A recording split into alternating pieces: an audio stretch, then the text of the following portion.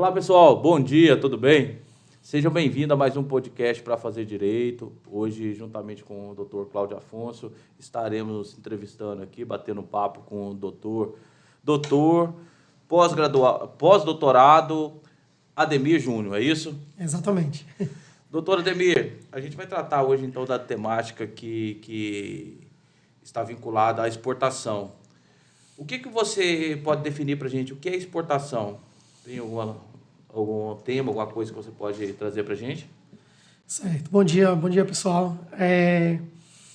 Quando a gente fala de exportação, a gente está falando em todos aqueles bens, serviços ou qualquer que seja o procedimento que vincule os limítrofes do país. Qualquer coisa que a gente faça fora do país que é gerado para fins de comercialização ou de prestação de serviço para além dos limites do país. Então, hoje, com os serviços de streaming, por exemplo, muitos deles que são direcionados para outros países são considerados também exportação. Entendi. Então especificamente, não é só produto, né? Porque a pessoa já tem aquele intuito de... Por isso que eu comecei com essa pergunta, porque o pessoal já tem aquele intuito de achar que a exportação está vinculada diretamente ao produto, e não é somente produto. Existe consumo e existe serviço.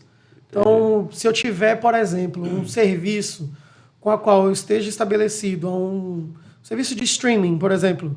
O que é serviço de streaming? Um Netflix, um YouTube. Essas empresas elas já têm serviço no Brasil, mas se eu tiver os chamados AdSenses, que são as comissões que são pagas por cada um desses sites. Essas comissões geralmente são advindas do exterior.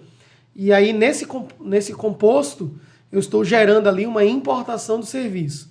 Quando eu gero o meu serviço para esses outros países, eu estou exportando. Então, eu posso, por exemplo, atender um cliente que esteja nos Estados Unidos através de uma plataforma digital, e o fato de estar acontecendo esse serviço nessa outra localidade, pelas portarias do SESEX, que é a Secretaria do Comércio Exterior, já se inclui como uma exportação de serviço. Entendi. E deixa eu te perguntar, quanto a empresa tem sede no país? Configura-se também exportação? Não, né? Vamos supor, Americanas, é uma empresa que atua, que está até em evidência agora, né, devido ao fator daquele desvio, mas ela atua em âmbito mundial. Vamos supor, se não tivesse uma filial aqui, se atuasse só apenas online, isso seria o quê? Depende se ela não tivesse inscrição no Brasil. Por quê? A consideração efetiva da exportação, eu vou falar tanto da exportação quanto da importação, que é comércio exterior, né? A consolidação efetiva é o tratamento aduaneiro. O que é o tratamento aduaneiro? É quando eu passo as condições, tanto de bens ou de serviço, por um processo de aduana, passo pela alfândega. Por isso que é muito comum se identificar como bens, né, produto. Mas o serviço ele também passa pela aduana, quando ele é realizado fora do país. É porque é mais difícil a gente visualizar a questão do serviço. Por isso que eu tô tentando até achar palavras para me tentar expressar, porque é complicado. Quando você pensa em serviço prestado em outro país, a questão da exportação é complicado. Mas assim, só para o pessoal entender melhor, o doutor falou na aduana, né? Isso. A aduana é a alfândega. Seria a barreira entre dois países. Entre dois países, certo. Exato. Perfeito. Então, assim, qual é a função qual é a função da aduana? Qual é a função dessa fiscalização? A função da aduana ela é de identificar aqueles produtos que entram e que saem do país, ou os serviços que são feitos dentro, exportando ou importando, e que tenham tratamento tributário devido. Tanto que existe um imposto sobre exportação que ele não é um imposto, ele é apenas um imposto de regulação, ele não é um imposto como os demais tributos federais. Ele está ali, ele existe para eu identificar o que está sendo exportado.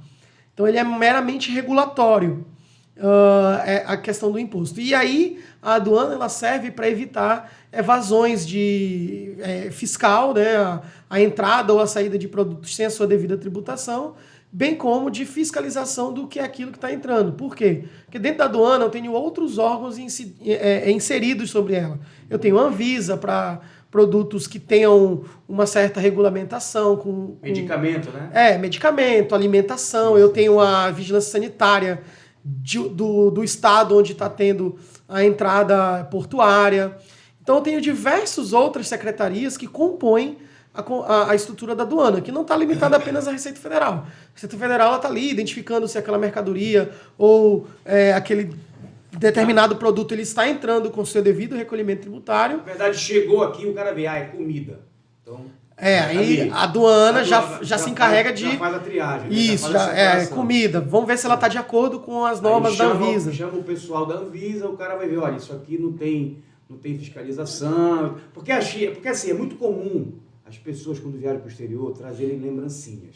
Queijo, vinho, geleia, né? Aí quando chega no aeroporto, o cara tira. Mas isso aqui é para minha mãe, isso é só um queijinho e tal. Né? E por que é retido? Porque para fins de controle de doenças, principalmente, então eu preciso saber a origem. Principalmente esses produtos são de origem vegetal ou animal, eu preciso saber a origem. Então eu posso trazer um queijo, vou para Paris, trago um queijo, mas ele tem que estar identificado no rótulo. Da onde ele surgiu, que tipo de procedência foi operacionalizada. É como se tivesse aquele carimbo do CIF. É o carimbo, isso, exato. Do Serviço de Inspeção Federal lá da França. Se ele tiver, vamos dizer, devidamente fiscalizado lá, ele vai passar. Exato. O problema é aquele queijo artesanal que tu traz num plástico. O cara vai numa feira, aí compra um queijo, gostei desse queijo, aí o cara embrulha num plástico só para viagem. Esse, por não ter identificação, a aduana ela descarta. Sim. E vários outros que podem vir a ter procedimentos de acordo com o país. Eu posso, por exemplo, exportar um produto que seja regular no Brasil, mas seja irregular em um outro país. Um exemplo, o Brasil facilita a entrada de alguns tipos de medicamento.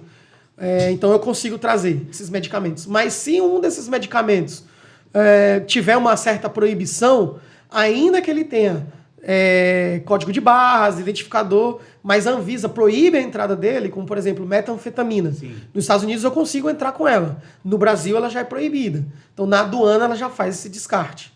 Entendi. Aí tem aquela outra história também, né? O pessoal quando vai para esses paraísos assim, né, tecnológicos, vai para os Estados Unidos, aí o cara compra lá um iPhone, compra um celular top, quando chega aqui ele não declara, né? Ele não informou. Aí ele tem que fazer o quê? Porque assim, não perder o produto. Quando eu entro com existe um limite de valores com a qual eu posso entrar com um país sem que tenha a ser declarado. Existe também uma tabela. Bens de consumo, bens de tecnologia. E para fins de comércio exterior, existe a zona zero da alfândega. O que é? As Dutch Free. Sim. Então eu compro ali nas Dutch Free por quê?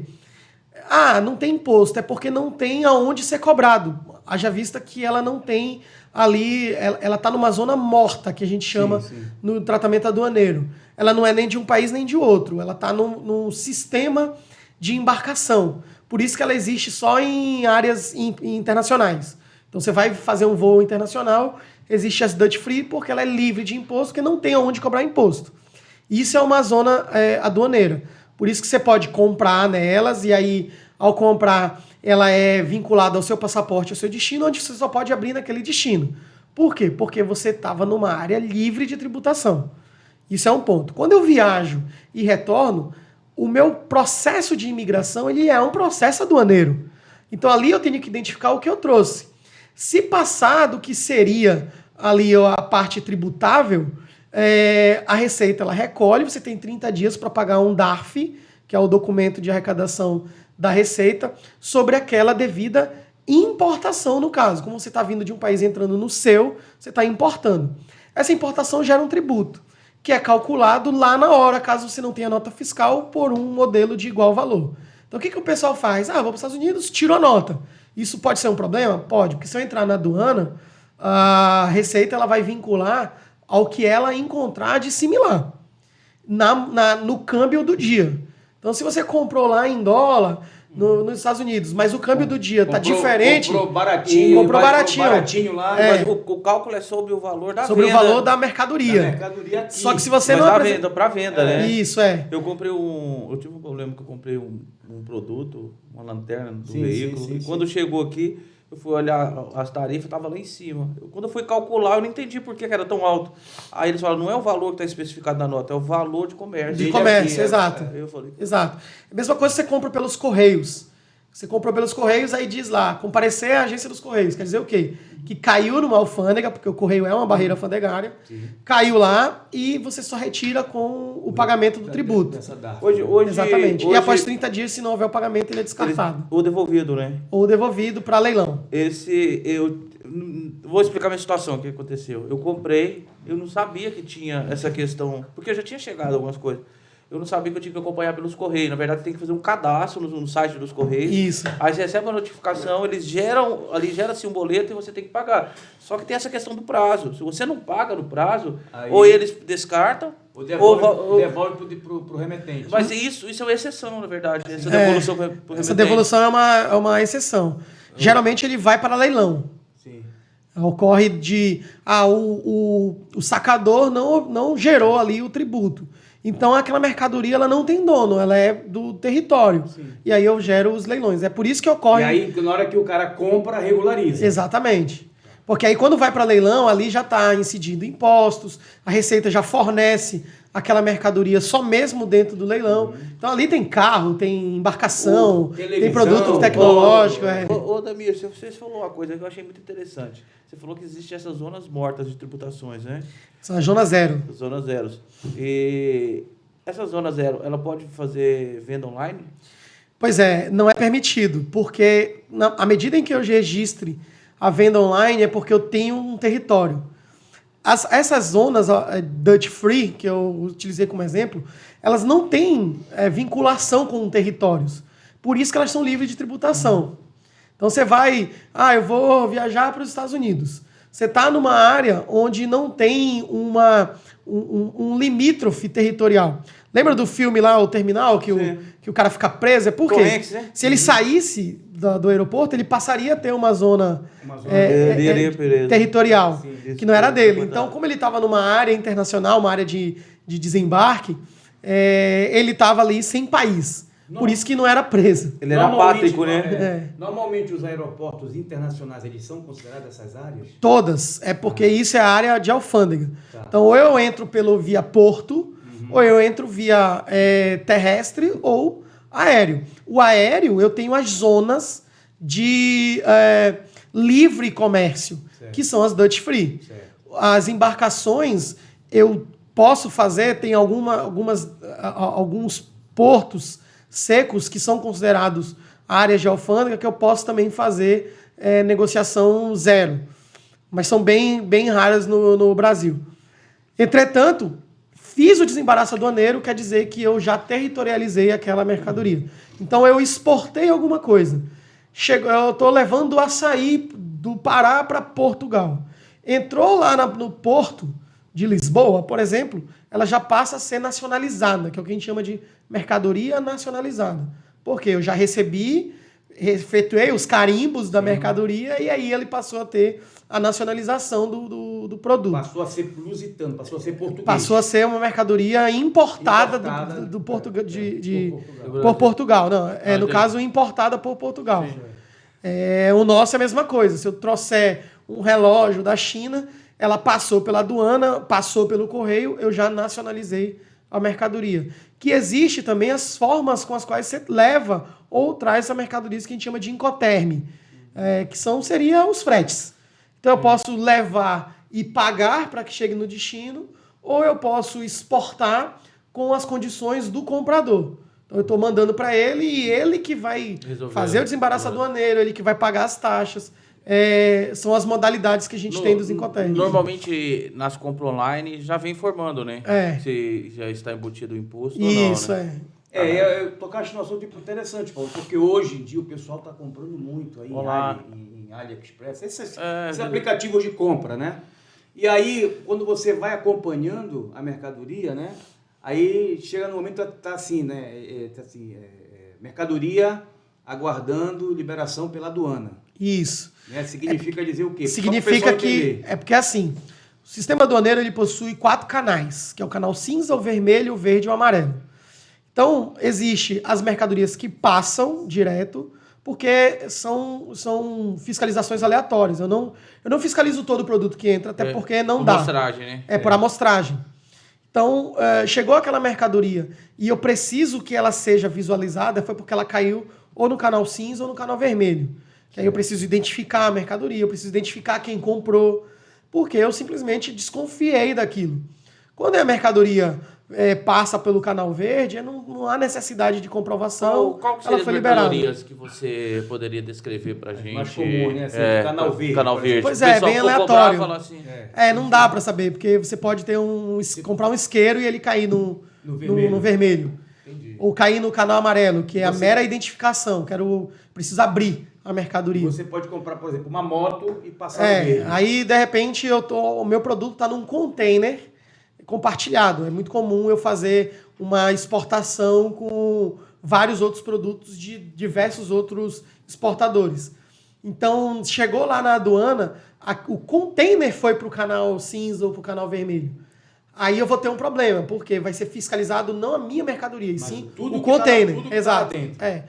Às vezes uma denúncia, às vezes a própria alfândega está fiscalizando um navio, e aí ela, por ser bem aleatório, não tem assim uma especificidade do que seria. Quando você vem, pessoa física, geralmente são algumas identificações aeroportuárias mesmo, o seu desembarque, seu comportamento na imigração, e aí alguns agentes que estão ali trabalhando de forma não protocolar, né, estão ali a paisana, ele te identifica e já te direciona no raio-x. Esse cara aqui pode selecionar ele.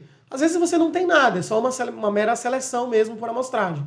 Ou você está saindo do país com um determinado tipo de produto e no país de origem ele requer ali uma certa fiscalização. Então não tem como dizer o que seria. Pelo valor, eles não conseguem analisar. Porque eu tinha a percepção que, dependendo do valor, você já queria automaticamente... assim, no cinza do vermelho, né? É porque não necessariamente o valor comprova uma sonegação, uma evasão fiscal.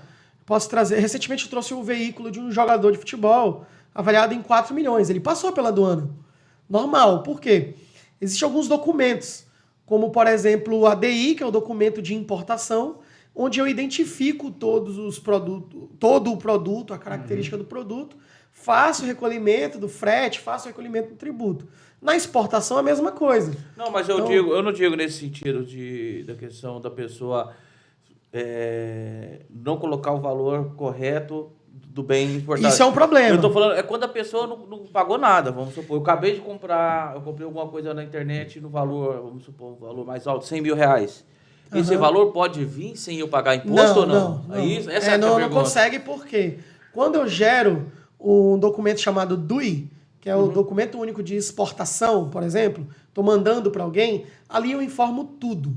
Aí automaticamente ele já vai cair. Característica do produto. Embora na exportação os tributos sejam feitos meramente para eu calcular o preço de venda, então ICMS, PIS, COFINS, eles são atribuídos à exportação, não são cobrados, mas eles configuram o preço de venda. Ali, no desembaraço aduaneiro, já é gerada a cobrança tributária. Então, eu vou ter lá um imposto de exportação. Está lá na minha DUI. Então, quem vai recolher? De acordo com a estrutura do documento, ou sou eu ou é o comprador. Então, eu faço essa ilustração lá. Feito isso, a mercadoria chega no local. Quando não existe a triagem, porque é possível por conta de bens que a Receita considera bens de baixo valor, é possível que ele entre, mas aí no processo de amostragem eu pague a tributação. Sim. Qual que seria as compras da Shein, por exemplo. Qual o valor? A pecúnia. $1.000, né? Dependendo do tipo de produto. Bens tecnológicos, no governo anterior, ele estipulou até um acréscimo para $5.000. Né? E aí tem alguns bens que é $1.000, porque tem várias tabelas. Vai depender do nicho do produto, né? Mas alguns produtos tecnológicos passam sem tributação porque tem um limite. Então, isso aqui deu $1.000, então pago sem tributação.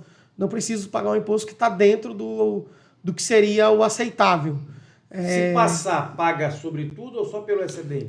Paga sobre tudo aquilo que a Receita identificou que pode vir a ser uma entrada de mercadoria no país ou uma saída. tem uma questão de uma restituição também, né? Vamos supor, quando você viaja, aí você faz compra, vocês pagam os tributos lá e parece que você consegue a restituição de um valor. Como é que funciona isso? Você pode São os explicar? famosos tax-free. Sim. São países da União Europeia, muitos países da União Europeia, e os Estados Unidos também operam. O que acontece? Você efetua uma compra de uma mercadoria, de um bem, de um produto, que seja numa loja, e a incidência, no caso da Europa, de um IVA, que é um imposto sobre bens e consumo. Você, na condição de turista, se você tiver de viagem a turismo, você identifica através do passaporte aquela compra, e quando você chegar em uma área de tax-free, geralmente em aeroportos, você recebe a devolução daquela mercadoria, daqueles tributos incidentes sobre aquelas mercadorias. Não são todas, tá? Você faz uma compra lá, foi para a Itália e entrou numa loja lá, numa Gucci da vida.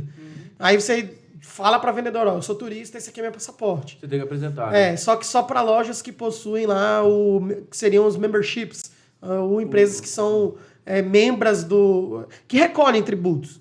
Então, esse tributo não é meu, ele é de um turista.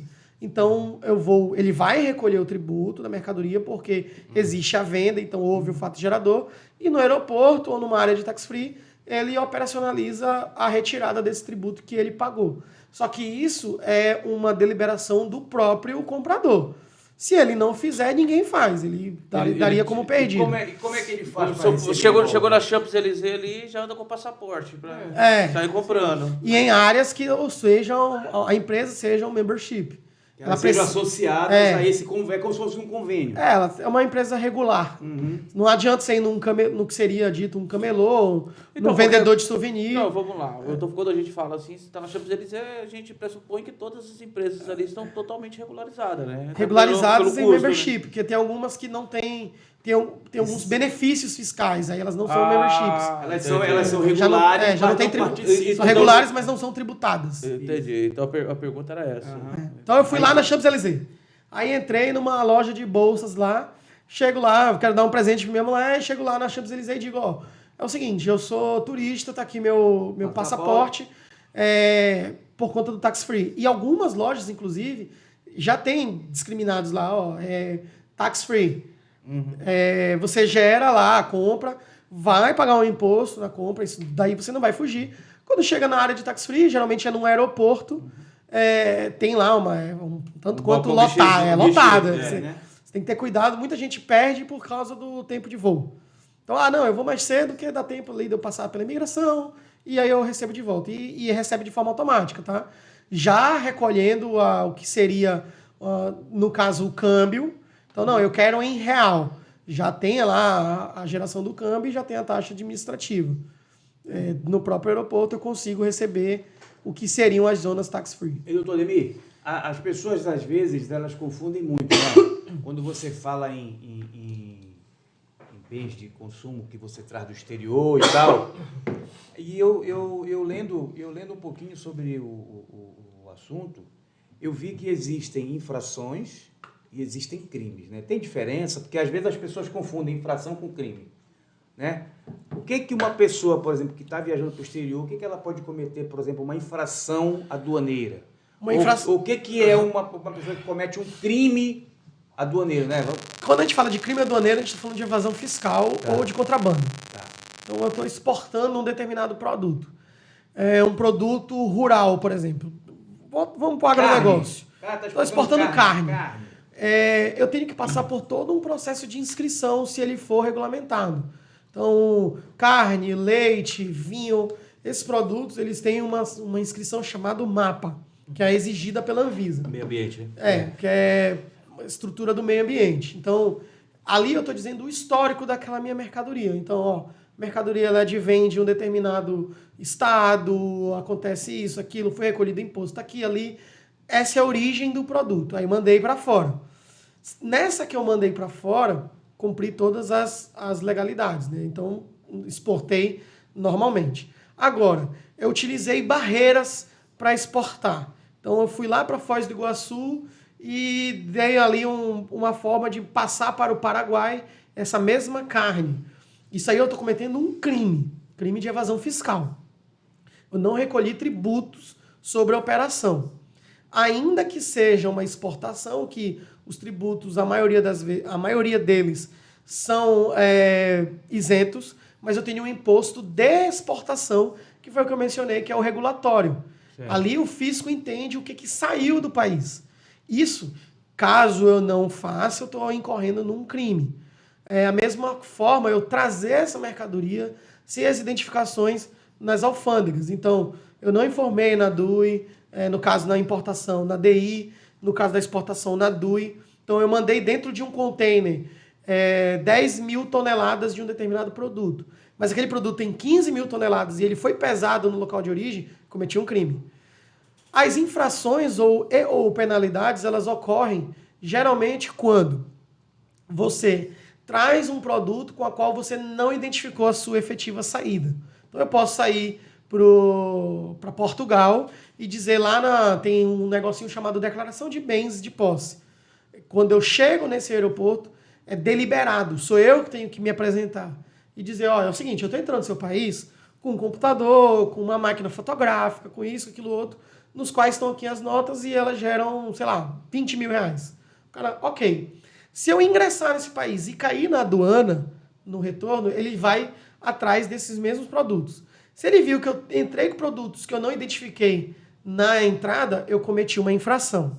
E aí, para eu recuperar esses produtos, eu tenho que pagar um imposto. É aquela famosa declaração de Exatamente, bens, né? declaração de bens. O cara quando para, por exemplo, quando você chega no aeroporto, que você, vamos dizer, cai na malha fina, Isso. aí o cara diz assim, olha, tá aqui essa xícara e tal. Você tem a nota? Isso. Ah, não, mas você não declarou. Não, mas é meu. Aí o cara diz assim, não, mas isso aqui é meu. Mas você não declarou, porque não tá aqui. Exatamente. Né? Que é isso uma das seria coisas... uma infração. Isso, que aí... Mas a pessoa pode utilizar de má fé, né? Falar que Sim. tá levando... Tá indo para os Estados por Unidos, fala enquanto- que tá levando 3 iPhone, quando na verdade tá levando um. E chega e volta com os 3. Alguns são vinculados ao crime de sonegação fiscal quando tem o interesse de revenda. Então, a Receita entende que ali você está trabalhando uma revenda.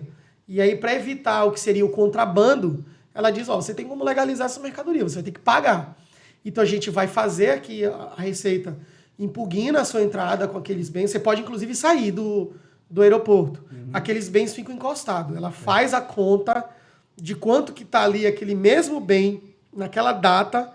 Eu não quero que a Receita saiba, eu vou esconder tudo. Vou tirar nota fiscal, vou tirar cupom, essas Joga coisas, tudo fora. etiqueta, jogo tudo fora. Mas chegou na Receita, a Receita pode dizer, isso aqui é seu.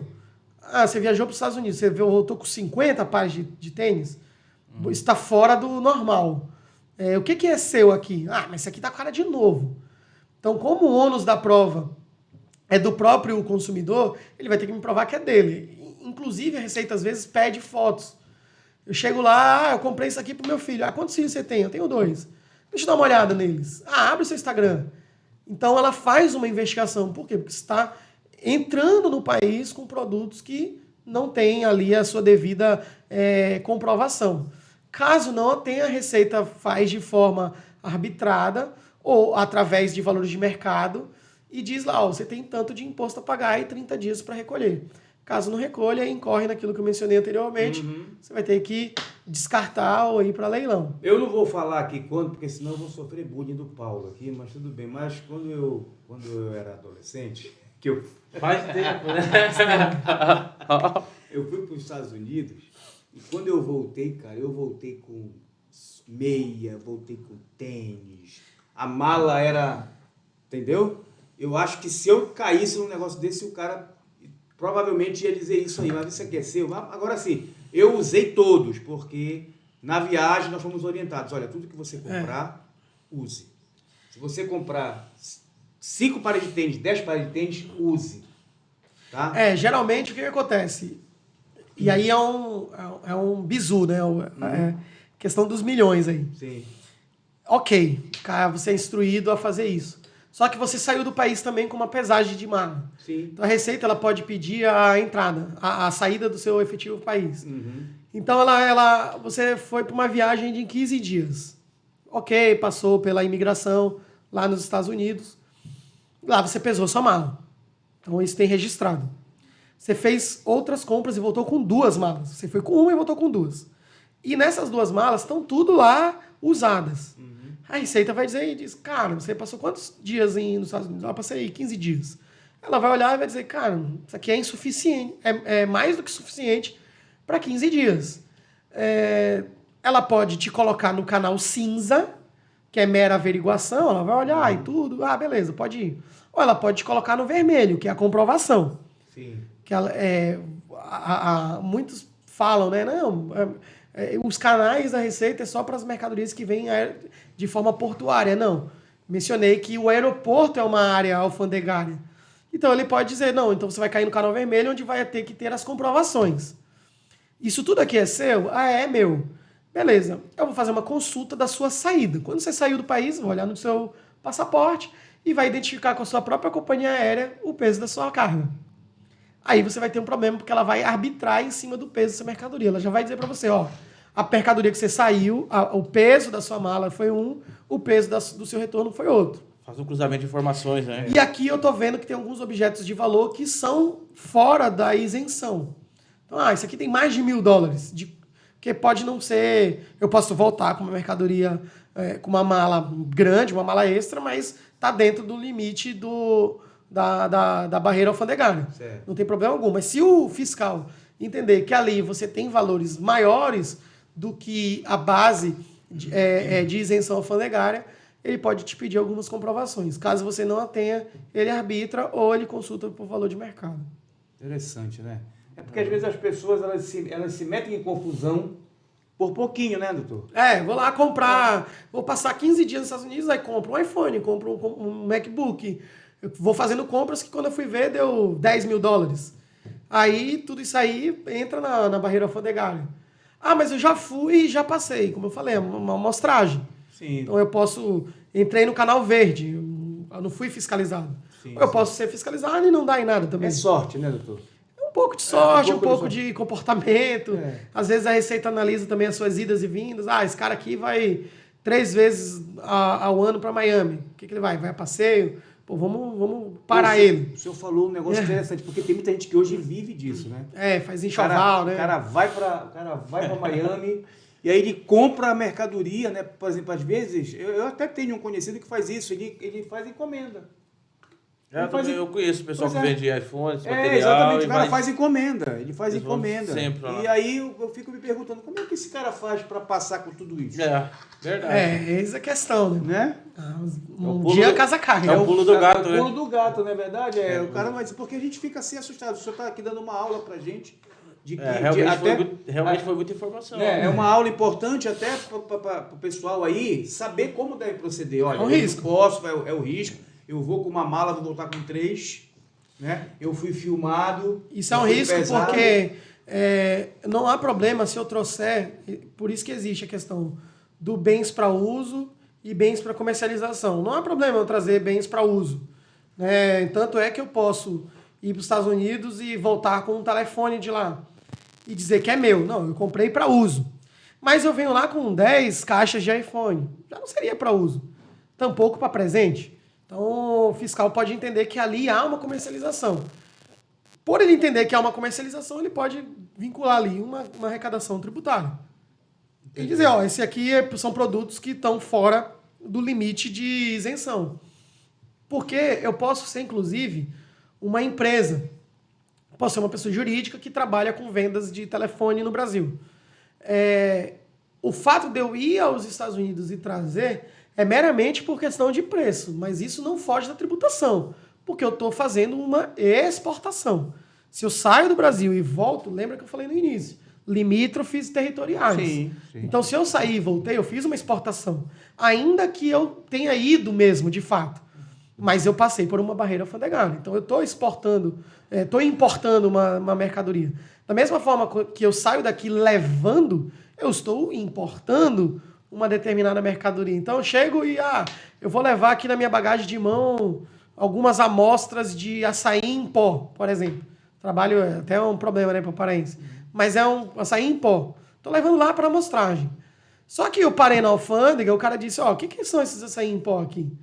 Não, é para chazinho, vou fazer demonstrativo, não sei o que lá. sanitária. Ah, então você precisa ter uma autorização da Anvisa, você precisa ter o mapa. Você está só com a mercadoria, você está importando. Você está exportando, está levando para fora do país.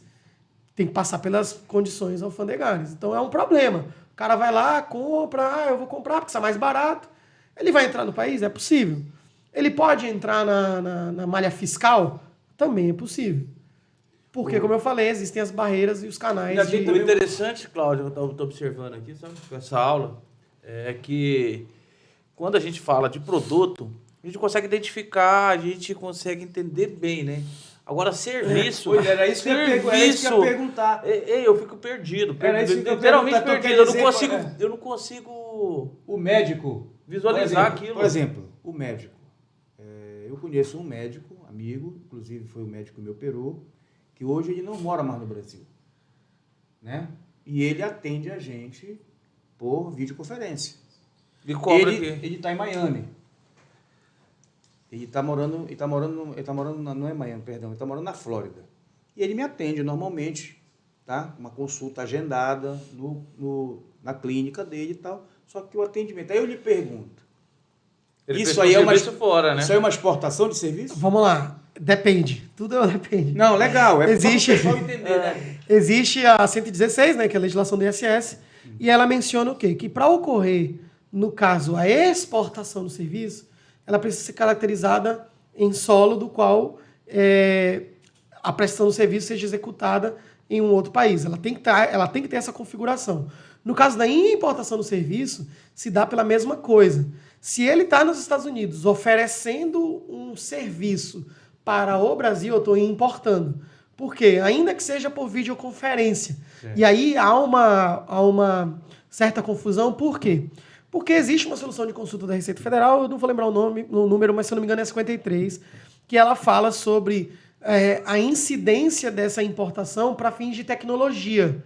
Então, se eu tenho softwares nos quais viabilizam, né, é só para a área do TI, eu não considero uma importação, ela precisa ser personalizada. Ou seja, eu fiz algo somente para você. Certo. Se eu considerei esse serviço de forma personalizada, a legislação entende que isso aí eu configurei uma importação de um serviço. Então o cara está lá na China, ele é um psicólogo, e eu estou me consultando com ele através do Zoom. É uma plataforma que está fazendo apenas a vinculação. Sim. Porém, o serviço que ele está prestando é da China para o Brasil. Eu estou importando um serviço. Mesmo os valores sendo pagos aqui. Mesmo os valores sendo pagos aqui. Retido aqui. Exatamente. Que é uma confusão. Por quê? Os youtubers, os serviços de streaming, músicos, o que quer que seja. A legislação, ela ampara para quem recebe royalties. Só que os royalties, eles são uma concessão através da obra audiovisual ou algum direito autoral que você tem. Então, se você fez um vídeo no YouTube, o vídeo do YouTube, ele se caracteriza ali, uma prestação de serviço, ok. Está dentro do nosso país, porque já tem, a plataforma já está inserida aqui dentro. Só que se eu receber um AdSense, que seria o royalty, geralmente esses royalties vêm de fora para cá. Aí eu já estaria tendo ali um valor que seria um valor de importação. Porém, ele é livre de impostos porque os royalties não são tributáveis. Aí é que entra a confusão. Então, se é royalty, é uma coisa. Se é serviço, de fato, é outra coisa. Se a operação do serviço foi realizada naquele país, de fato, eu estou ou exportando ou estou importando. Então, eu fui contratado, sou contador, fui contratado por uma empresa na Inglaterra para realizar uma operação lá. Eu emito um invoice, que é a fatura da exportação, emito o invoice e a nota fiscal. Para quê? Para que eu fuja do ISS, porque eu estou de fato exportando um serviço. Porém, o fato de eu estar exportando um serviço, eu não fujo dos tributos federais, que é o que a galera quer fugir. Por isso que eles vinculam de que eu estou no país, eu não gerei exportação. O que está errado. Isso aí previsto, tem previsão legal, está tanto na 116, quanto na 10638, nas legislações de PIS e COFINS. Então eu não tenho como fugir. A interpretação que foi dada por uma solução de consulta para a área de tecnologia que ficou aí desconfigurada. Então, trocando em miúdos, gerei o serviço fora do meu país, caracterizado como uma geração de serviço fora, exportação. Busquei esse serviço de fora para cá, o caso do exemplo que você mencionou, eu estou importando um serviço. No caso, esse médico, ele deveria recolher os tributos no Brasil de a pessoa que está adquirindo... Eu, no caso, o paciente. Exato. Você está importando um serviço, ele deveria emitir uma nota fiscal. Pelos Estados Unidos, por exemplo, não tem acordo de bitributação, não tem acordo de tributação, né? Então ele pagaria nos Estados Unidos, pagaria no Brasil. Normal. Ele está exportando e você está importando. Então você é uma empresa, você também caracterizaria ali um imposto sobre importação. Agora, gerou algum tipo de royalty, cessão de direitos, isso é livre de tributação. Mas por quê? Qual a lógica disso? Porque ele entende que ali é uma propriedade intelectual. Então eu estou pagando por algo intangível. A hora técnica dele, por exemplo. Na verdade não seria hora técnica, mas seria algo intangível em virtude de ser algo personalizado. Então o algo personalizado ele não se caracteriza como um serviço de fato. Eu estou remunerando ele por conta da obra. O conhecimento dele, no caso, né? Não seria o conhecimento, seria vou dar um exemplo que é bem, bem clássico. Eu tenho um músico e ele tem uma letra lá, uma música que está sendo propagada no Spotify. O Spotify é uma empresa americana. Na verdade, nem lembro se ela é americana ou se ela é holandesa. Enfim, mas é uma empresa estrangeira. Parte dos tributos que eu vou estar recolhendo ao ECAD, ok, no Brasil. Só que ela está sendo executada fora do país. E aí eu recebo royalties por essa execução. Só que essa execução está ocorrendo fora do país. Então eu estaria recebendo de fora para dentro. Porém, o que ele está me pagando? Não eu não estou exportando a música. Ele está me pagando a execução, o direito autoral. Pelo uso da minha obra. Exatamente. Esse uso pela obra, ele é descaracterizado na legislação e aí eu não imputo nenhum tipo de tributação sobre importação, sobre exportação. Hoje está em moda, hoje não, né? Há bastante tempo, essa questão dos influencers. Esse influencer que está viajando, vamos supor, ele viajou para a Europa, está fazendo os vídeos, está gerando o serviço dele, o conteúdo dele fora. Tudo é tributado. É isso que eu queria saber. Como é que funciona essa tributação? Tudo tem que ser tributado. Como exportação? Porque é receita. É receita, tenho que tributar. Mas como exportação? Exatamente. Se ele está vinculando para uma plataforma, então eu tô... Eu falo como se... Ele está monetizando. Ele está monetizando fora. Ele está viajando... A monetização é uma coisa. A monetização, ela é o AdSense. Ela é o royalty. Entendi. Isso não é receita. É receita, mas não é tributável. Sim. Agora, ele está gerando o conteúdo dele para uma plataforma estrangeira. Eu vou para onde eu tenho cliente, né? As OnlyFans. O que é OnlyFans? Uma plataforma de conteúdo adulto. Então, a menina vai lá, se expõe nessa plataforma, ela recebe em dólar. O que ela fez? Ela fez a exportação do serviço. Sim. Porque ela contratou ela fez uma importação do serviço. Porque ela contratou uma plataforma estrangeira, ela põe o conteúdo dela e a plataforma paga ela. Isso é importação. O que é monetizado dentro dessa plataforma, embora seja também um fator cambial, ela vai receber de dólar para real, só que eu não tributo porque eu não gerei o serviço, é apenas uma configuração do cessão do direito. Então são duas situações distintas. Todo mundo que se inscreve, é bem complexo. É tributado que é receita. Então, eu recebi 100 mil reais do YouTube, é tudo tributado. Mas desses 100 mil, 50 mil é AdSense, é monetização, foi por conta de visualização e parará. Aí eu tenho que pegar 50 mil e tributar e 50 mil e não tributar. Fica fora. Exatamente. Depois de toda muito interessante. O senhor falou muito aí de resolução, porque o senhor acha que já está na hora do Brasil ter um código aduaneiro? Então, tem, na verdade. Só que, assim, a tecnologia ela anda muito mais veloz do que a parte burocrática. Sim. Então, você esbarra em alguns estados que não consideram o serviço de streaming, por exemplo. Então, isso que a gente está fazendo aqui é streaming.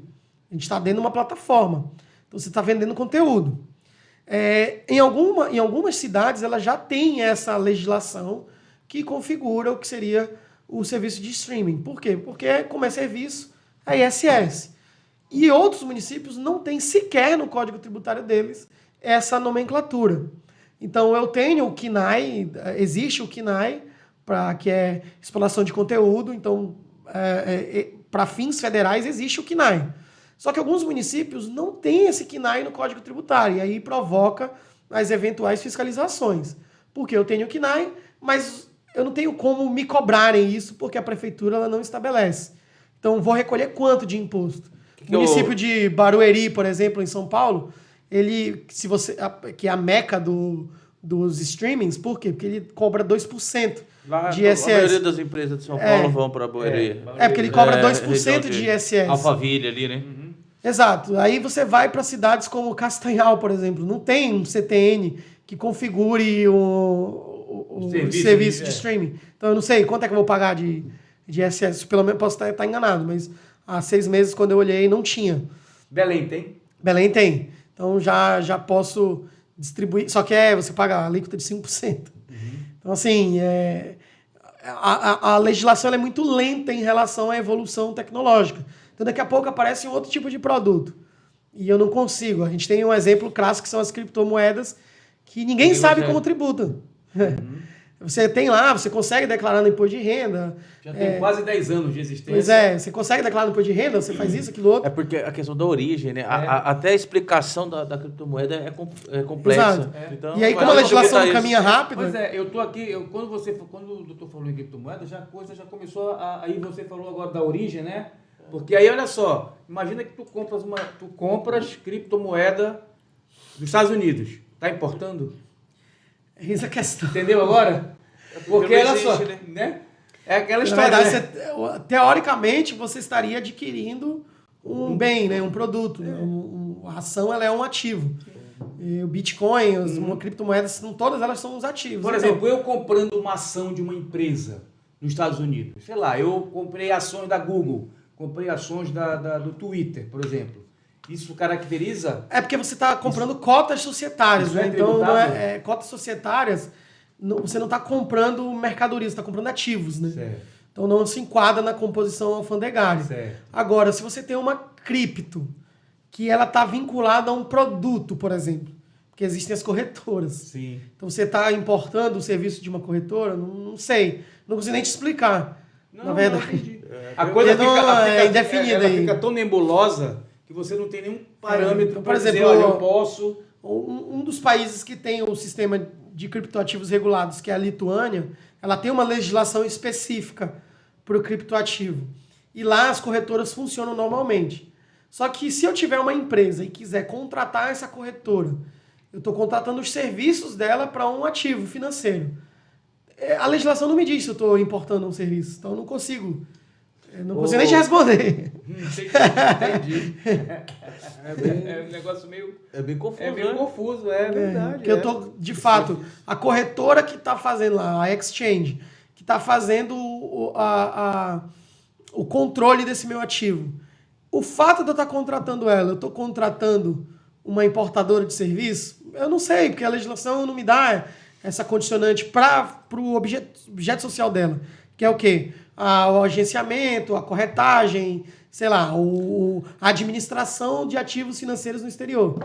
Aí eu não sei como configura. A norma é muito antiga para uma atividade muito recente. Muito nova, é muito muito atual, distante, né? Até para você tentar utilizar analogia para adequar, você não consegue. Inclusive algumas plataformas digitais, elas vieram para o Brasil porque já estava tendo um problema fiscal. Eu sou uma empresa aqui americana, eu sou serviço digital, tecnológico. Só que a legislação ela não trabalhava isso aí. E, inclusive, tem as condicionantes de misturas, né? Porque eu tenho a lei das telecomunicações que menciona que a partir do momento em que houver a interlocução, né, a retroalimentação entre o receptor e o encaminhador da mensagem, ali ela considera uma telecomunicação. Aí eu vou para o ICMS. E outras dizem lá, não, mas se ela for um tipo de ilustração que não seja individualizada, que seja individualizada, ou seja, eu estou contratando um produto, mas que ele é feito exatamente para mim, aí já seria serviço. Então já existe até as configurações, as brigas, as confusões tributárias, né? por conta das fundamentações legais.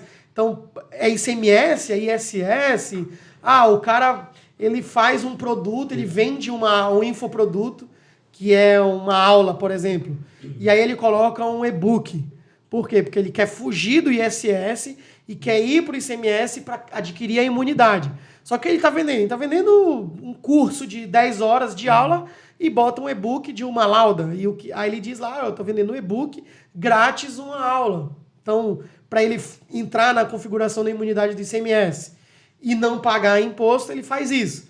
Então, isso são as famosas ilusões fiscais, né? Que a gente acha uma brecha e interpreta do jeito que a gente quer. Isso é interessante no curso, né? Isso Olha, bem eu interessante. achei interessante. Agora, já que o senhor falou em curso, hoje o pessoal faz muito isso em rede social e monetiza, né? O cara vende mini cursinhos e tal. Aí eu lhe pergunto uma coisa. De repente, o doutor Ademir está num outro país, aí ele vê um curso de Direito Agrário do doutor Paulo Moraes, ele compra. Lá onde ele está exportando? Está exportando. Só que aí, se ele vincula o curso em uma plataforma, a própria plataforma ela já faz o processo do que seria a conversão. Ah, legal. Olha aí. Vou saber, Porque aí também é um outro detalhe com relação aos infoprodutos, que causam um certo disparate. Inclusive, existem alguns doutrinadores que entendem diferente de mim, normal, natural. Eu entendo de uma outra forma, porque o infoproduto está ali numa zona morta, digamos assim, entre aspas, porque ela é oferecida. Eu tenho um catálogo, Netflix, por exemplo. Vou lá, ou um produto do Now, que eu vou lá e compro aquele produto. Aquele produto ele é um produto que está em cartaz.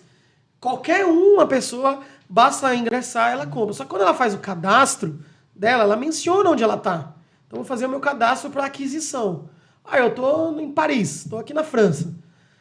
Quando eu executo a compra do curso de Paulo, efetuo essa compra desse curso, a plataforma já entende que é algo no exterior. Eu vou receber a minha parte normal do infoprodutor já com o que seria o certo, já o que seria a ilustração cambial. O que algumas plataformas o fazem? Elas deliberam aquilo ali como uma aquisição normal que está na rede e ele, comprador, que se locupleta ali de gerar a sua efetiva tributação. Como são e-books, na sua maioria das vezes, por ela ter imunidade, aí eu não geraria a tributação do que seria o ICMS, mas para fins de comércio exterior, e aí está lá, é só olhar o CSEX 10, ele menciona que isso se trata de uma exportação. A Secretaria do Comércio Exterior, ela é clara no que diz respeito a esse tipo de comercialização. Só que assim, é uma estrutura que é difícil de fiscalizar. E aí, por conta da dificuldade de fiscalizar, abre-se esse leque. E, repito, existem estudiosos que pensam diferente, natural. Por que é natural? Porque é interpretativo. Eu vou pelo que diz a Secretaria do Comércio Exterior. Outros vão lá pela questão do que diz a legislação do PIS e da COFINS, de que isso é uma receita normal, blá, blá, blá. Mas o cara está adquirindo de outra localidade. Vocês estão bebendo de fonte diferente, né? Tanto que se eu comprar, por exemplo, um curso fora do país, ele vai... eu vou comprar um curso americano. Ele está dolarizado. Comprei esse curso. Quando eu compro esse curso, na nota fiscal que ele vai me encaminhar, ele tem as tributações de aduana. Eu digo isso com total... Já tem conversão, né? Eu digo isso com total liberdade, porque eu recentemente comprei um curso e aí eles mandaram para mim na nota fiscal o IVA. Se você for comprar um produto aqui na Argentina, já vem destacado o IVA. A diferença é que na maioria dos países a gente tributa consumo e eles tributam renda. E esse consumo, esse imposto, ele é repassado. A gente já vai entrar numa outra configuração que seria lá o substituto tributário, enfim, mas seria em tese mais ou menos parecido com a nossa configuração de substituição tributária. Eu pago o imposto, mas ele já vem inserido no produto e eu não sinto essa carga tributária. Mas vem. O mesmo deveria acontecer. Entendi. Porque seria aquela condição. Eu estou adquirindo um produto em outro país. Não à toa, quando você compra nos AliExpress, é possível que caia no correio aquele produto. Por quê? Porque você está adquirindo ele de outro país. O serviço tem a mesma conotação. Estou adquirindo esse... E o infoproduto, ele é um produto digital. Então, ele incide tributação dentro das minhas demarcações territoriais. Se eu compro o curso de Paulo, estou em Paris, e comprando pela internet, a empresa que me vendeu, ela precisaria recolher esses tributos, considerando uma exportação. Doutor Ademir, uma pessoa hoje tem uma empresa, tem toda uma estrutura, só que ele está querendo exportar. Como ele deve fazer? Qual é o procedimento? Diga os passo a passo, por favor. Então, existem várias dúvidas com relação a isso, principalmente no que diz respeito ao tamanho da empresa. O cara diz assim, eu sou pequeno, eu não tenho como exportar. Mas a exportação ela pode acontecer por conta da necessidade. Então, nós somos um país que planta demais, por exemplo, então a gente alimenta muitos países. A gente tem alguns produtos que são vinculados a insumos e que são muito procurados, minério, por exemplo, enfim. Mas digamos que o cara seja uma pequena empresa. Não existem barreiras para o cara exportar. Ele pode ser um MEI, pode ser de Simples Nacional, qualquer que seja o regime tributário dele, não há nenhum impeditivo. Mas para que ele possa exportar, ele precisa de uma credencial, que é um cadastro no radar. O que é o cadastro no radar? Dentro da estrutura de exportação, existe o Siscomex, que é o Sistema de Comércio Exterior. Por quê? Porque lá dentro funciona todas as formalidades legais para fins de exportação. Então, mas necessariamente essa pessoa, para fazer esse cadastro inicial, ele tem que ser uma pessoa jurídica, é isso? Isso, Independente da modalidade, mas tem que ser pessoa jurídica. Eu posso fazer pela PF, porém eu enquadro em algumas modalidades de exportação que não são benéficas, né? Eu tenho um valor, um limite para conseguir fazer essa exportação. Então, o interessante é que você seja uma pessoa jurídica.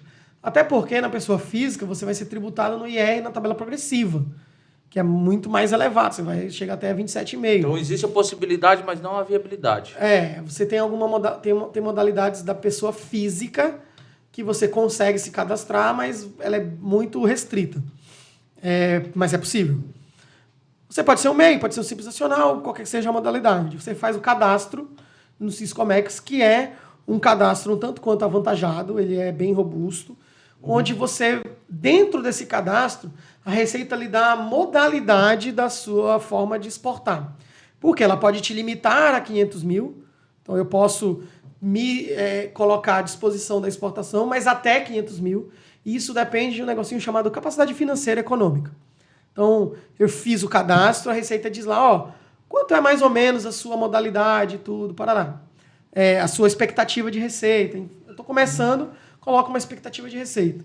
A Receita ela lhe dá uma modalidade de até 500 mil, que pode ser modificada porque, à medida em que você avança, ela te breca aquela modalidade.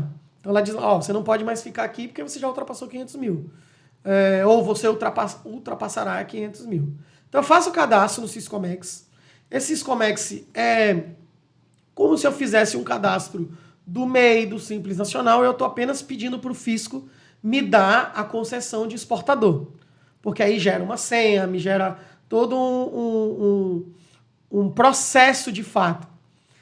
Feito isso, ele é deferido e aí eu começo a exportar por dentro do sistema. Por que eu tenho que ter esse cadastro Siscomex? Porque quando eu gerar as DUI, que é o Documento Único de Exportação, eu preciso estar vinculado ao radar. E o que é o radar? É essa numeração aí, esse registro aduaneiro que o fisco me dá para eu poder proceder. Então, cria um CNPJ, dentro desse CNPJ... detalhe, as atividades de exportador, elas não existem. Não existe KNAI. Não existe um KNAI de exportação. Entretanto, o que a legislação estabelece? Que, ao gerar algum tipo de exportação, eu vincule o que eu vou, de fato, trabalhar em demasia, sendo a minha atividade principal. Exemplo, eu vou exportar vinho. Então, essa seria a minha atividade principal. Comércio, atacadista e varejista de vinhos, por exemplo. Não pode ser secundária, tem que ser atividade principal. Tem que ser atividade principal. Mas eu quero exportar outras coisas. Eu posso colocar no secundário, inclusive, colocar no outras vendas varejistas, o KNAI de outros. Porém, o KNAI principal é aquilo que, de fato, eu vou trabalhar a exportação. Que seria ali o grosso da minha exportação. Porque eu não tenho um KNAI efetivo. E isso não me impede de fazer também vendas locais, tá? Esse é o processo. Então, crio a empresa, estabeleço a atividade, faço o cadastro no Siscomex. Esse cadastro antigamente era feito por despachantes aduaneiros, mas ele pode ser feito internamente pela própria empresa. Enfim, fez isso, gerou o cadastramento no radar. Existem algumas modalidades da suspensão e da isenção, que é um negocinho chamado drawback. Que é o quê? Quando eu falo para o fisco o seguinte, para eu conseguir exportar, eu preciso desse insumo aqui. Esse insumo ele é necessário para eu poder configurar o meu produto e conseguir exportar. É uma solicitação. Aí o fisco diz, tá, ok, eu vou te dar uma suspensão dos tributos incidentes sobre esse insumo por 1 ano. Isso se chama drawback. Mas qualquer pessoa pode solicitar? Qualquer empresa pode solicitar desde que... E aí passa por uma ferição. A Receita vai lá, não, beleza. Me diz por que você quer a suspensão, que eu vou identificar se é viável ou não eu te deferir. É um processo também. Ela defere ou indefere. Sim. Então ela entende... Pode dar um exemplo efetivo disso? Pronto. Eu preciso exportar um produto que é muito consumido na China, que é a pata da galinha. Uhum. Existe o pé da galinha, existe a pata. Sim. A pata é a estrutura inteira, que eles usam lá para fins de colágeno. Muito comum. Só que para eu produzir essa galinha, eu preciso de um insumo para ela. Então, digamos que eu tenho uma injeção, uma vacina, alguma coisa do tipo que eu necessite para que o galináceo ele cresça efetivamente de acordo com o que o mercado chinês me pede. É peso, é a estrutura da pata, enfim. Aí eu chego para o fisco e digo, para eu exportar, eu preciso ter uma licença. Essa licença eu só consigo se a galinha tiver desse tamanho. Aí eu consigo exportar para a China. Então, os insumos para eu configurar esse galináceo custa-me tanto. Eu preciso ter uma suspensão da cobrança do tributo sobre esses insumos. Essa suspensão seria um prazo determinante só para startar a operação e depois voltaria a cobrar isso? Aí fica estabelecido pelo próprio contribuinte esse controle. Então, como se fosse uma carência. Isso, O fisco diz lá, você tem 1 ano então para realizar essa operação. Aí depois Mas nada me impede de eu renovar. Isso eu queria entender. Tá. Então, só que o controle é meu. Ele diz lá, você tem 1 ano. Deu 1 ano, antes de finalizar, eu já peço de novo, fisco, eu preciso da suspensão. Aí eles podem efetivamente... Pode efetivamente disponibilizar ou não. Isso é o drawback, é um benefício fiscal do exportador. Mas isso aí é algo a depender da demanda, porque eu não posso simplesmente chegar e dizer, eu preciso disso para efetuar a venda. Porque, querendo ou não, ele deixa de cobrar um valor, né? Sim. Então, ou seja, o fisco tem uma autonomia aí que eu não sabia que existia. Porque ele está, bem dizer, legislando. Ele está falando, olha, você tem direito, você não tem direito, eu vou te dar uma isenção. Seria uma isenção, bem dizer. Mas é um benefício fiscal. É. E o benefício fiscal ele é vinculado ao tipo de contribuinte. Existem, obviamente, os benefícios fiscais para o segmento. Então, por isso que o comércio exterior tem que ter... As empresas elas têm que se adaptarem ao SEGEX, que é a secretaria do comércio exterior voltada para essas mudanças. Por quê? Como a questão de comércio exterior ela envolve muito questões políticas. Balança comercial. Ela envolve isso. Então, às vezes, o Brasil atinge um nível da balança comercial que ele tem que dar uma segurada na exportação em virtude da inflação. Eu pensava que essas determinações, essas isenções, era exclusivo do Poder Executivo e não da alfândega. Pois mas aí, lembra que eu falei que o imposto de exportação ele é regulamentado justamente para o fisco entender as composições da sua balança, é por conta disso. Então ela vai lá e diz assim, eu estou exportando muito e o meu mercado tá carente de um determinado produto. Então eu vou segurar a exportação. E o que eu faço? Entro com uma circular dificultando, entre aspas, esse processo de exportação. Por quê? Para tornar mais caro e para o produtor, para o exportador, para a empresa trabalha com comércio exterior, segurar essas exportações e trabalhar mais com comércio exterior, com comércio local. Entendi. Aí entra a questão do executivo, ele dizer, não, peraí, vamos dar uma paradinha aí, porque o meu mercado consumidor local ele está desacobertado. Entendi. Aí eu dificulto a exportação por um tempo, gero o mercado local voltou, minha balança equilibrou, aí eu abro para exportação. Então, essa isenção, entre aspas, aí que você mencionou, seria uma forma de controlar o mercado. Você está querendo uma produção Não, alta. aí tá. Isso aí eu estou falando com relação à estrutura política. Sim. Eu posso ter um acordo político Brasil e Rússia, por exemplo, que é a geração dos insumos para a agricultura. Exato. Vamos fazer um exemplo. Brasil e Ucrânia, no caso, e Rússia. A questão dos adobos. Eles poderiam colocar uma isenção periódica no período para que fosse... Só que aí é para o segmento. Então, você é um cara... entendi. Você é um cara que trabalha... Para todo mundo. É um controle geral. E já nesse calma. caso ali é individual. Falei duas coisas diferentes. Então, a primeira eu preciso controlar um segmento. Porque faz parte da estrutura do executivo a questão do controle inflacionário. Sim. Então, eu diminuo a condição de exportação para circular aqui dentro. Aí eu faço para o segmento. E existe aquele que é exclusivo. Eu vendo para um cara lá na China e eu estou atrás de um benefício fiscal para mim. Aí, esse benefício fiscal não é para eu exportar. É o benefício fiscal nos insumos, que é o drawback. Sim. Então, eu compro mais barato para eu produzir o meu produto e exportar. Então, nessa relação do insumo, eu tenho um benefício. Eu, Ademir. Só que para eu exportar, aí já gera o benefício em comum aos exportadores. Então, essa é a questão. Então, eu exporto para a Rússia. Eu exporto, você exporta, o Cláudio exporta. Nós exportamos o mesmo produto. Só que eu tenho um benefício no meu insumo que você não tem. Por quê? Porque eu pedi. Entendi.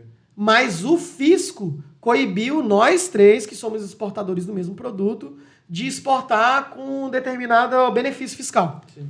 Então, aí eu fiz o controle. Depois ele libera. Então, o comércio exterior, para fim de exportação, eu tenho o tempo inteiro vinculado nas circulares.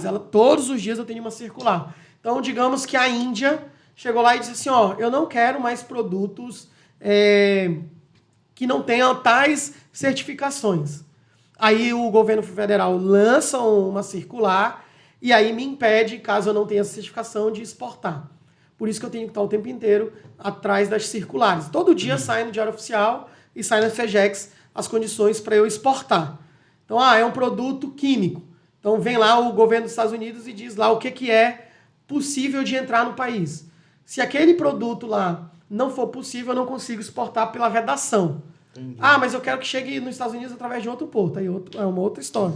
Tudo perpassa por um planejamento. Né? Não tem jeito. Você não vai conseguir exportar sem, por exemplo, você estudar o mercado que você está querendo enviar o teu produto. Não. Inclusive, existe algumas empresas que fazem alguns processos de planejamento societário, que é o de criar empresas em outros países para que ela possa vender e comprar entre elas.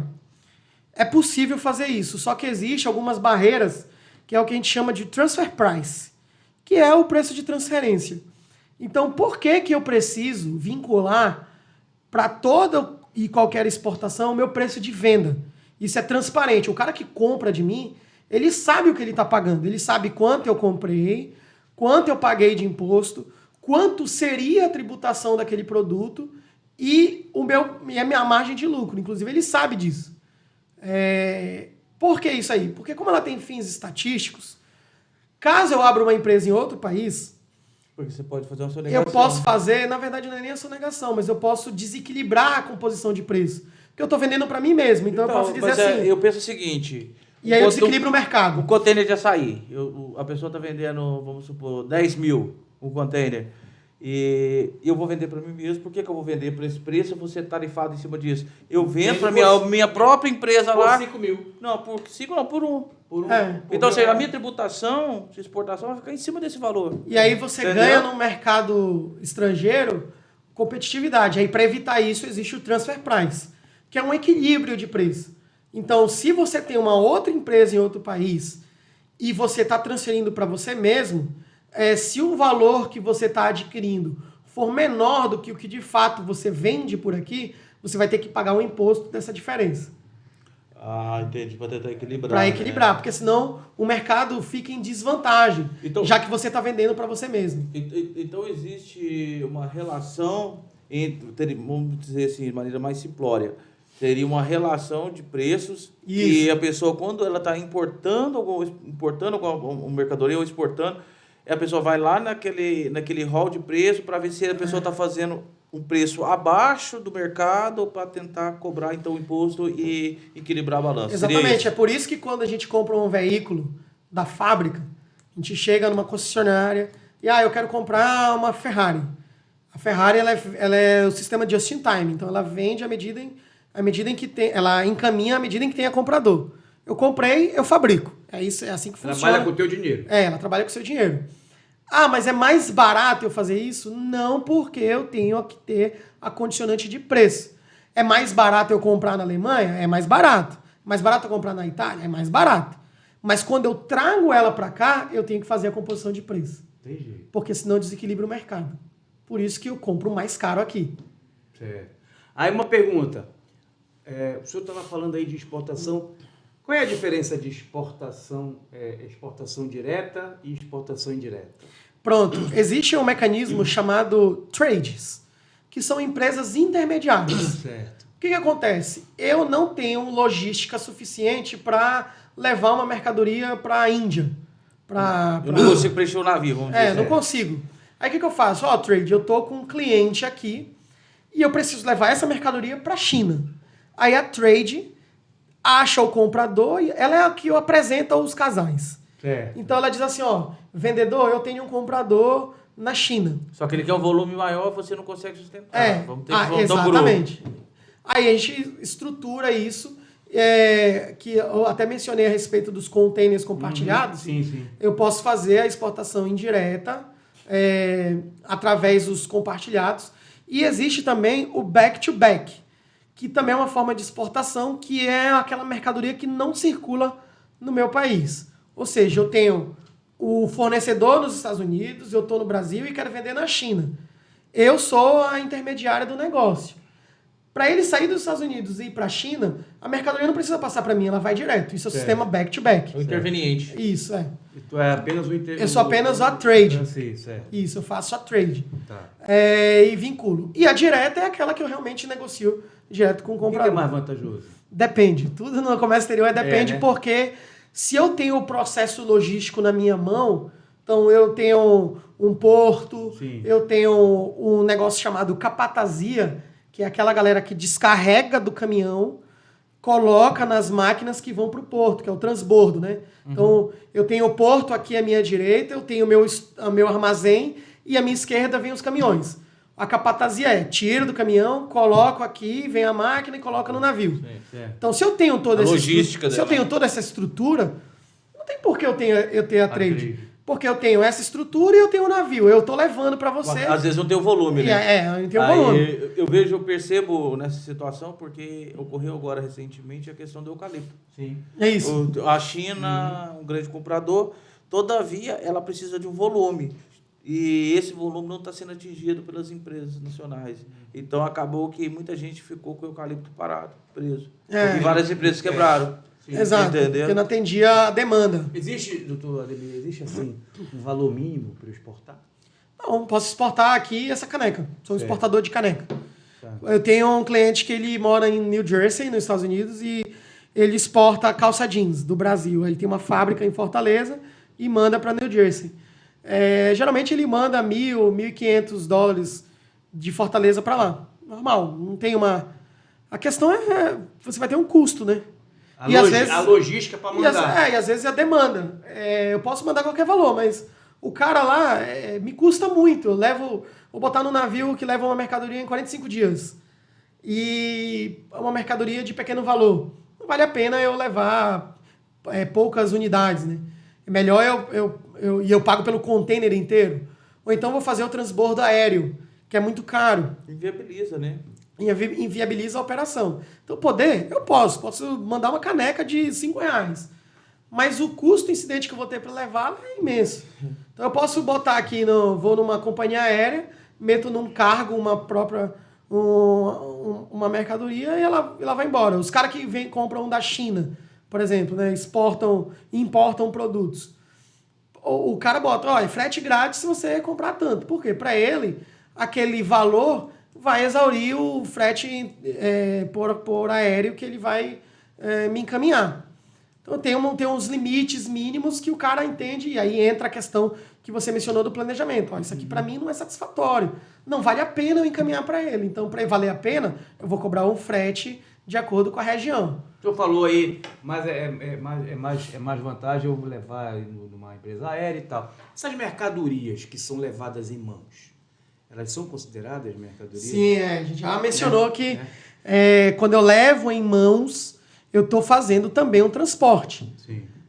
Passei da aduana, eu já estou exportando. Então, se eu estou levando uma mala com produtos que eu vá vender em outro país, eu estou exportando. E para isso não ocorrer num crime de sonegação fiscal, eu tenho que fazer a declaração de bens que eu tenho. Nessa declaração de bens, se for para fins de venda, a Receita já vincula. E aí entra num negocinho que você mencionou mais cedo a respeito de infração e crime.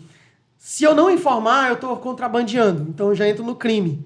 Se eu informo, mas não recolho o imposto, eu estou cometendo uma infração de uma declaração acessória que não foi acometida.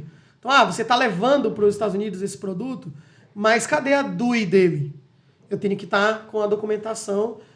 Por isso que eu preciso do cadastro do Siscomex no radar, porque aí eu faço, gero e o despacho aduaneiro sou eu mesmo que realiza. Sim. Eu comunico para o fisco alfandegário dizendo, eu estou com uma mercadoria aqui na minha mala. Tanto é que quando a gente faz o check-in, ele pergunta, você tem tal coisa? Isso, aquilo, outro. E como eu sou o contribuinte, parte de mim, através do CTN, né, o Código Tributário, a informação do que eu estou fazendo. Então a obrigação de emissão de documento é minha. Todo exportador. Posso passar? Posso. Tá. Mas se eu não passar, é vinculado que eu descumpri uma obrigatoriedade, ainda que eu seja o próprio transportador. Eu entro num Incoterm, que é o Free On Board. Sou eu levando a mercadoria até o cliente. Essa levada pode ser através de um modal marítimo, eu despacho e vai até ele, ou pode ser eu mesmo. Ele me contratou para levar até lá. Não tem problema algum. É uma espécie de Incoterm. Algumas mercadorias, elas têm aquele documento, como é o nome? Não é certificado de origem, né? Isso é importante? Alguns governos exigem, principalmente quando é de origem animal e origem vegetal. Para quê? Para controle de doença, para controle de praga, para controle de epidemias. Fitossanitário, né? São os controles fitossanitários. Então, há um tempo atrás teve um problema com a carne suína brasileira no mercado asiático. Aí o mercado asiático foi lá e disse, Brasil, é o seguinte, para trazer carne suína para cá, as empresas precisam estar com essa delimitação. Aí lembra que eu falei das circulares?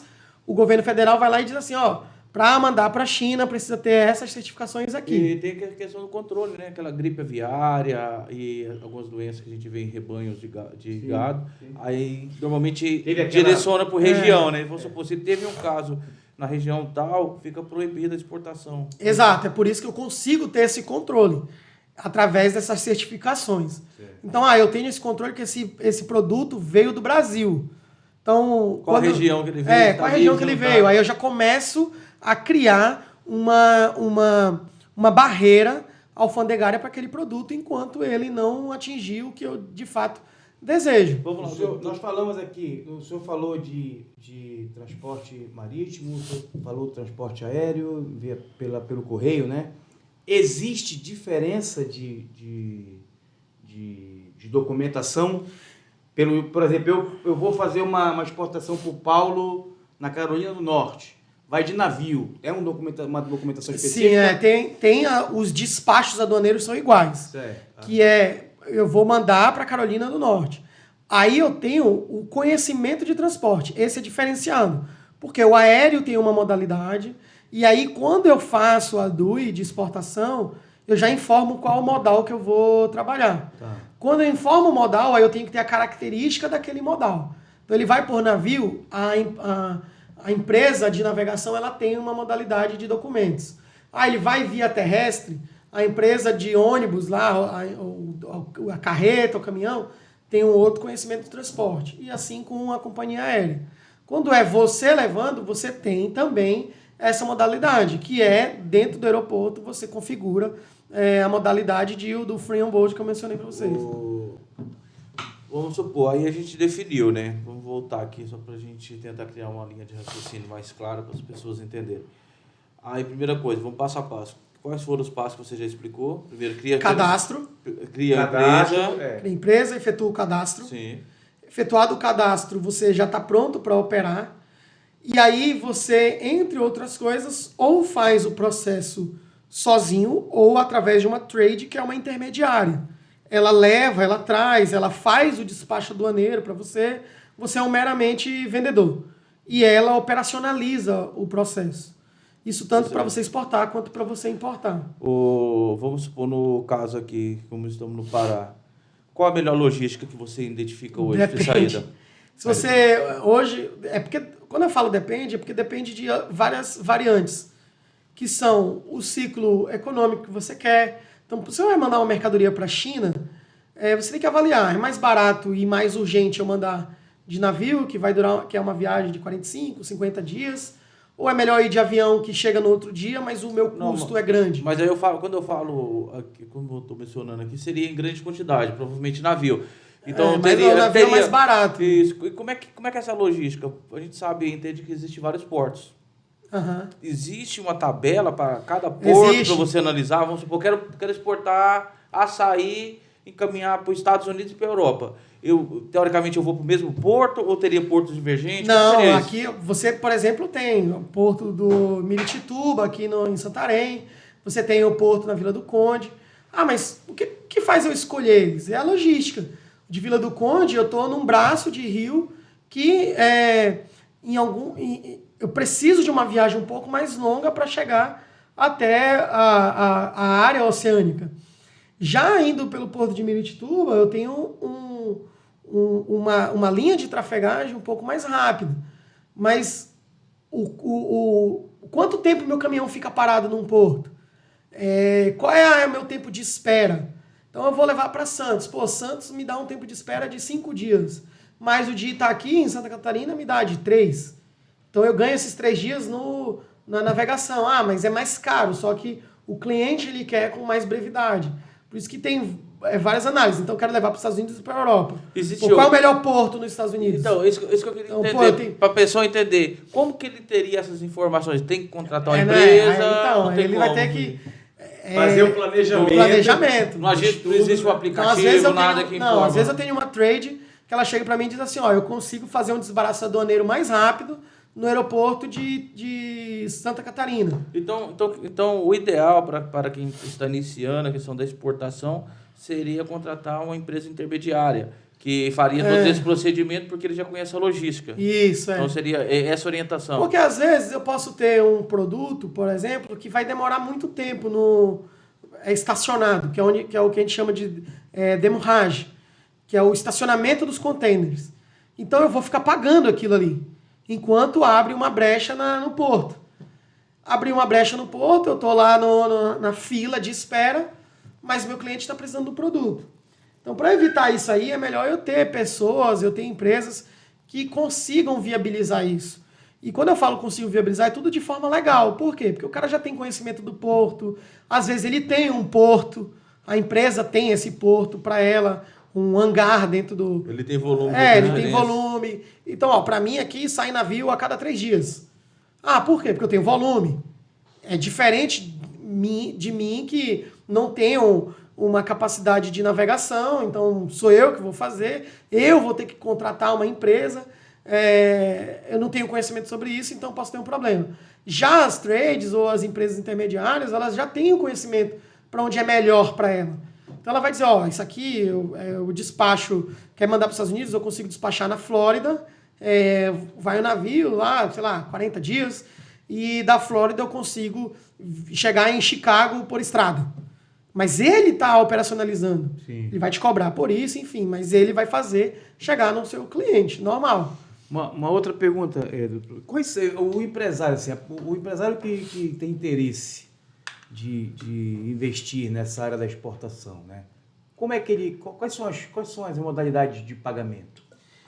Então, tudo isso aí é negociável com o próprio cliente, porque eu posso fazer com que a modalidade de pagamento seja no momento em que chega a mercadoria, e aí eu utilizo um seguro bancário. Esse seguro bancário, ele seria uma intermediadora fiduciária. Eu faço o seguinte, eu pago um valor a mais, a mercadoria está em trânsito, e aí o banco chega para mim e diz assim, ó, e aí, já mandou? Mandei. Aí ele avisa para o comprador, ó, a mercadoria está em trânsito. Quando ela chegar, você der o ok, eu libero o pagamento. Então, o banco, ele é o fiduciário. Ele está com o dinheiro do comprador. Ele é o garantidor, né? E está com o dinheiro e está com a mercadoria do vendedor. Certo. Quando essa operação se realiza, o cara me deu o ok, eu dou a baixa do pagamento.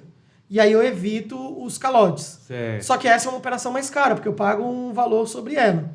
Ou eu posso ser... uma taxa ali de administrar esses valores. Ou eu posso ser na confiança. Mas aí o risco é muito grande, porque normalmente você vai lidar com direitos divergentes de vários locais do direito mundo, brasileiro, né? Com direito americano.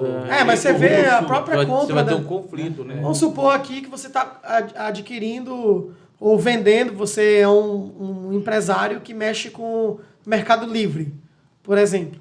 Então você tem aqui, você tem uma loja, nessa loja você vende camisas do Brasil, camisas da seleção brasileira. E aí você coloca lá no Mercado Livre que você tem esse produto. Aí o cara lá nos Estados Unidos, pô, eu quero esse produto aí. E aí você, novo, é uma exportação. Você vai fazer uma exportação. Então você gera toda a documentação bonitinha, despacha no FedEx, né? Faz um despacho aéreo e o cara não te paga. Esse é o ônus que você tem de não manter as seguranças de cobrança. Por isso que existem as modalidades de pagamento antecipado, existem as modalidades de pagamento fiduciário, que é quando eu tenho seguro. Existem os dois lados, né? Existe a segunda possibilidade. Ele te mandar uma outra mercadoria. É você pagar e a pessoa mandar para. Mas aí se você tem o seguro bancário, você avisa para o banco, ó, não libera o pagamento porque a mercadoria não foi Não recebi o produto que eu comprei, mandou outro. O cara não libera o pagamento. Só que tudo isso é um custo. Fica mais caro? Fica mais caro. Fica mais seguro. É o preço é mais seguro, né? Só que quando você já tem um cliente em potencial, geralmente você já elimina essa barreira. Isso aí seria para o início de negociações, né? Fica mais caro, mas é uma possibilidade. Ou você contrata... Na verdade, na exportação, você é obrigado a contratar o seguro. Que é o seguro...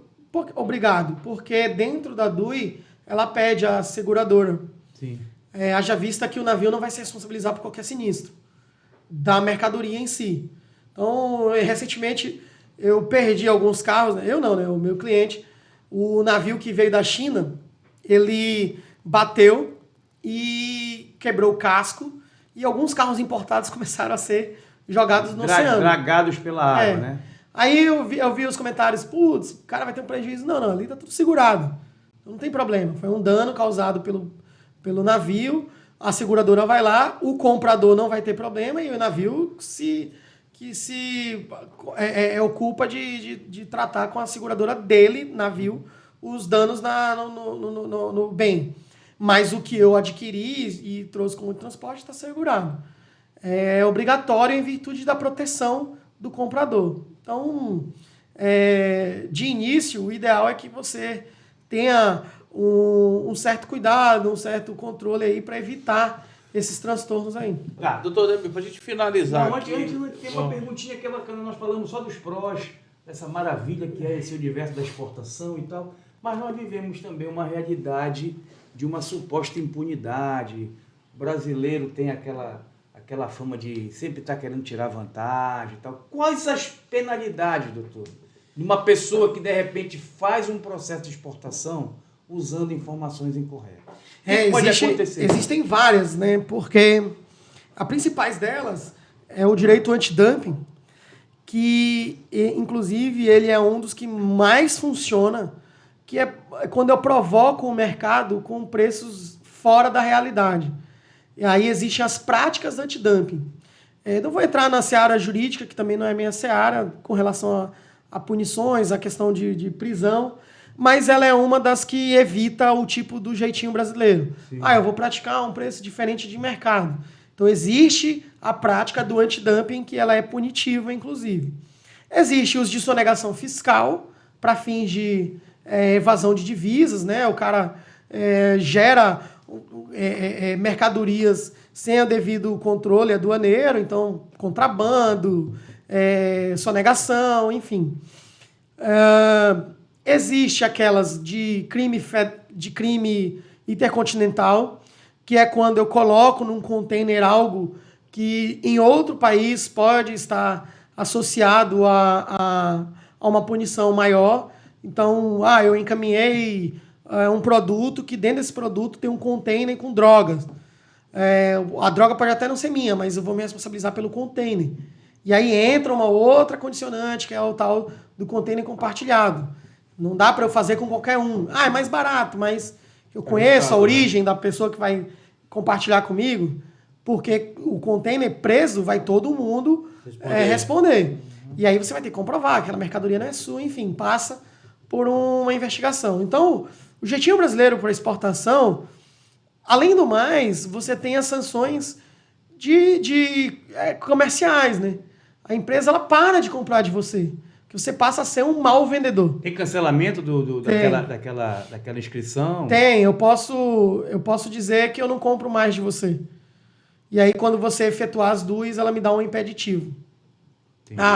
Ou então o país chega e diz assim, eu não compro mais desse país se ele não pagar à vista, por exemplo. Como é o caso dos Estados Unidos e Cuba. Muitos falam de Cuba tem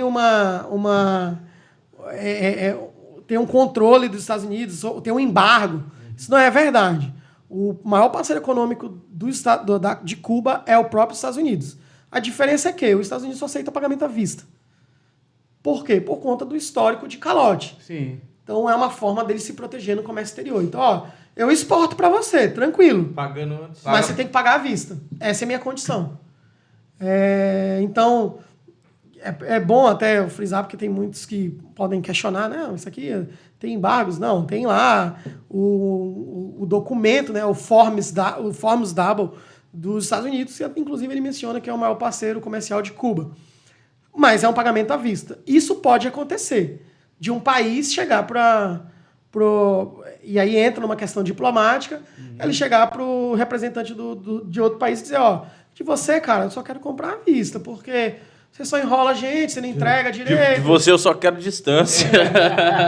Eu até compro, mas aí entram as restrições, entram as condições. Eu compro se for assim, assado. A nível administrativo é o cancelamento, por exemplo, do cadastro, vamos dizer. Você fica impossibilitado. Aí entra... É que nem na licitação, né? O cara que é punido numa licitação, ele fica proibido de licitar durante um tempo. Até porque você tem o direito específico para isso, que é o direito alfandegário, o direito marítimo. E aí lá dentro tem uma instância julgadora que ela analisa se você fez uma festa, se você fez crime, se foi só um dolo eventual, enfim. Tem várias... Você passa por um tribunal. Tem várias gradações. Exato. Né? Mas o país ele pode deliberadamente proibir, como a China fez com a carne suína, os Estados Unidos fez recentemente com alguns tipos de medicamento, o Brasil tem também com alguns medicamentos, eu até mencionei aí a metanfetamina, né? Metanfetamina, tem a cannabis, por exemplo, que começou a ser liberado, mas não é tão simples, enfim, existem mecanismos para eu evitar o jeitinho brasileiro.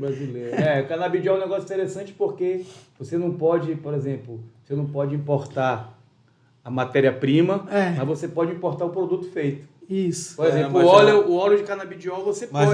Mas a pessoa liberar agora, não é possível também não. Mas você não pode, por exemplo, importar cannabis para produzir o óleo. Não, mas ele está tendo uns julgados agora favoráveis, até mesmo o cultivo da planta aqui no solo, em território nacional. Mas vamos lá. Vamos seguindo aqui. Você ia fazer uma pergunta e eu te interrompi para fazer essa antes de encerrar. Lembra aí. Antes de encerrar, mas já encerrando, você fez a pergunta para mim. Doutor, muito obrigado pela presença. Gostaríamos de agradecer por ter compartilhado com todos nós o notório conhecimento aqui, né, na área de exportação. Esclarecedor pra caramba. Muito esclarecedor. Inclusive, eu fiquei surpreso com tantas dúvidas que eu tinha e nem conhecia. E eu acredito Pequenos detalhes para grandes soluções, né? Porque às vezes a gente não sabe um negocinho que pode resolver um problema enorme. Até na tua chegada de viagem. O bacana é que essas informações traz modificações, né? Porque hoje, como a gente sempre menciona, hoje está repleto de informação, mas conteúdos são poucos locais que a gente consegue. Isso, e você trouxe muito conteúdo para todos nós. Então, muito obrigado e sinta-se à vontade para retornar. Tá bom? Opa, valeu. Me agradeço o convite. Queria deixar o Instagram, @professor Ademir JR. Professor por extenso, né? Não é prof, professor Ademir JR. Lá eu boto, entre outras coisas, além de comércio exterior, agronegócio, falo um pouco de contabilidade internacional, divulgo algumas informações ali empresariais, são interessantes. Então, agradeço o convite, Cláudio. Foi um prazer. Sempre prazer estar com você, meu velho. E tamo junto. Tamo junto sempre. Obrigado, hein? Um abraço. Valeu.